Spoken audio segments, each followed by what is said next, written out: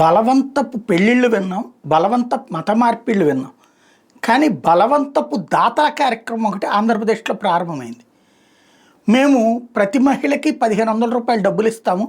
18 ఏళ్ళు దాటితే చాలు, 60 ఏళ్ళు లోపు ఉంటే చాలు, వాళ్ళందరికీ 1500 రూపాయలు చొప్పున ప్రతి నెల ఇచ్చేస్తాం. 60 దాటిందంటే ఆటోమేటిక్గా 4000 రూపాయలు వస్తాయి అన్నటువంటి కాన్సెప్ట్ని చెప్పుకుంటూ వచ్చింది ప్రభుత్వం. అంటే అధికారంలోకి రాకముందు కూటమి ఇచ్చిన హామీ. అధికారంలోకి వచ్చిన తర్వాత అది అమలు చేయాలంటే ఆంధ్రా నమ్మాలని తెలిసి వచ్చింది. దాంతో ఆంధ్రా నమ్మడం ఎందుకులే అని ఆగిపోయారు.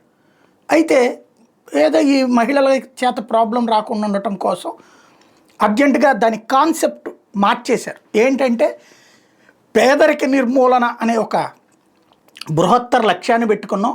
ఆ పేదరిక నిర్మూలన చేసేస్తే ఆటోమేటిక్గా 1500 ఇవ్వక్కర్లేదు కదా, అందుకని పేదరిక నిర్మూలన చేస్తున్నాం. దానికోసం P4 ప్రభుత్వ ప్రైవేటు భాగస్వామ్యంతో చేస్తాం.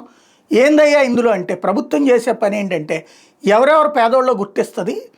అదే సందర్భంలో డబ్బులు ఉన్నటువంటి వాళ్ళు వాళ్ళంతటా వాళ్ళు ముందుకు రావాలి, వచ్చేసి పేదోళ్ళందరినీ దత్తత తీసుకుని వీళ్ళకి పెళ్ళొచ్చినా, చావు వచ్చినా, కష్టం వచ్చినా, నష్టం వచ్చినా, చదువు అవసరమైన, రోగానికి అవసరమైన మొత్తం డబ్బులు వాళ్ళు పెట్టుకోవాలి. వీళ్ళ కుటుంబం మొత్తం బాగుపడేదాకా వాళ్ళు చూసుకోవాలి. వాళ్ళని మార్గదర్శులని మేము పిలుస్తాం, వీళ్ళనేమో బంగారు కుటుంబం అని పిలుస్తాం అంటూ మేము ఇచ్చే టైటిల్తో మేము ఈ పేదరికాన్ని నిర్మూలించేస్తాం అన్నారు. పాపం మార్గదర్శులు ముందుకు రావట్లేదు.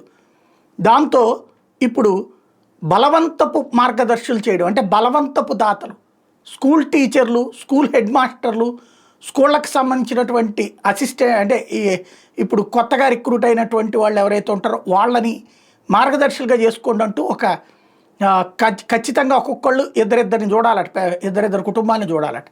ఇది తాజాగా ఒక డిఈఓ ఇచ్చినటువంటి లేఖతో బయటకు వచ్చినటువంటి విషయం. ఒకప్పుడు స్కూల్ దగ్గర ఎక్కడో మద్యం దుకాణం దగ్గర కరోనా టైంలో టీచర్ల నుంచోబెట్టారన్నారు. అది ఎంతవరకు నిజమంటే ఒకళ్ళో ఇద్దరు ఎక్కడో పెట్టట్టున్నారు. అది ఖచ్చితంగా లోకల్గా ఉండేటటువంటి తలతెక్కలోడి పని. దాన్ని ఈ రోజు వరకు మాట్లాడతారు. ఇప్పుడు ఏకంగా వాళ్ళని తీసుకొచ్చి బలవంతంగా వాళ్ళ పిల్లల్ని చదివించుకోవడానికి డబ్బులు లేకుండా కదా వాళ్ళు ఇక్కడ పాఠాలు చెప్పేది. వాళ్ళ జీవితాలు సవ్యంగా లేవనే కదా ఇక్కడ సవ్యత కోసం అని చెప్పి పాఠాలు చెప్పేది. వాళ్ళెళ్ళు ఇంకో 2 కుటుంబాలు పోషించాలట. ఈ సరికొత్త బలవంతపు దాతల కార్యక్రమం మీదన ఇప్పుడు మనమంటలేదు ఈ మొక్కని, ఆంధ్రజ్యోతి రాసుకొచ్చింది. ఇది ఎక్కడ ధోరణి అంటూ మార్గదర్శకులుగా టీచర్ల ఇదేం పద్ధతి అని. ఎవడైనా సరే తన దగ్గర డబ్బులు ఎక్కువ ఉంటే నలుగురికి సాయం చేయాలనుకున్నాడు, వాడికాడు చేసుకుంటాడు.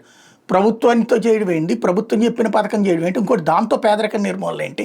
ప్రతి మహిళకి 18,000 రూపాయలు ఎంతమంది మహిళలు ఉంటే అంతమందికి అన్నది కాస్త చివరికి బలవంతపు కార్యక్రమాల వైపుకి వెళ్తుంది అన్నది జ్యోతినే రాసుకొచ్చింది.